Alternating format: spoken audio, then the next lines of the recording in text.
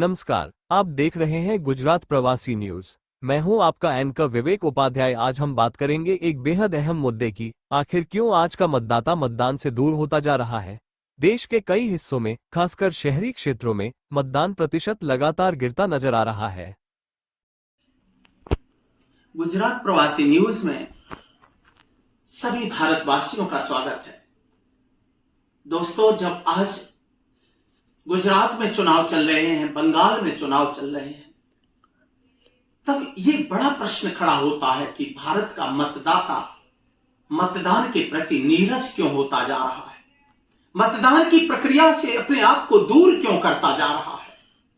मेरा मानना है कि चुनाव में जो लोग उम्मीदवार के रूप में खड़े होते हैं, ये लोग मतदाताओं का विश्वास नहीं जीत पाते हैं। मतदाता उन पर भरोसा नहीं कर पा रहा है। बस न जाने कितनी बार मतदाताओं ने अपना भरोसा टूटते हुए देखा।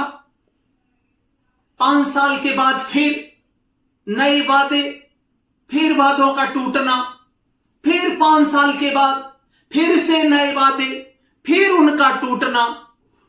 मतदाताओं का कभी भी विश्वास पूरा नहीं कर पाए ये चुनाव में खड़े होने वाले उम्मीदवार। मैं सच कहता हूं कि राजनीति से उड़ गया देश प्रेम का रंग। छिड़ी हुई है दलों में सिर्फ स्वार्थ की जंग। खेल कर रहे सभी दल चुप जनता के साथ, करते बस बातें बड़ी, दे भाषण दिन रात।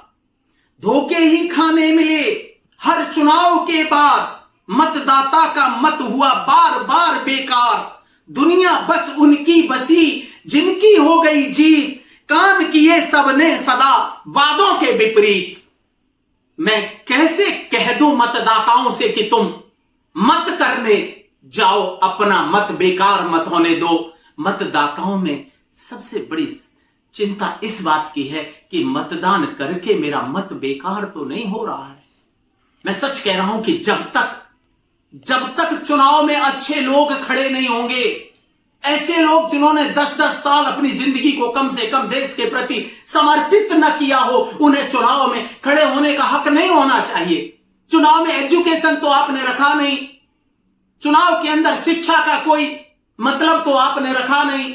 तो उस सिचुएशन में कम से कम ये कंडीशन जरूर होनी चाहिए कि कोई भी उम्मीदवार अगर चुनाव में खड़ा होना चाहता है कि देश के लिए वो कम से कम 10 साल अपने आप को समर्पण दे, अपने आप को समर्पित करे, अपने आप को ये साबित करे कि मैं लोगों के लिए जीता हूं।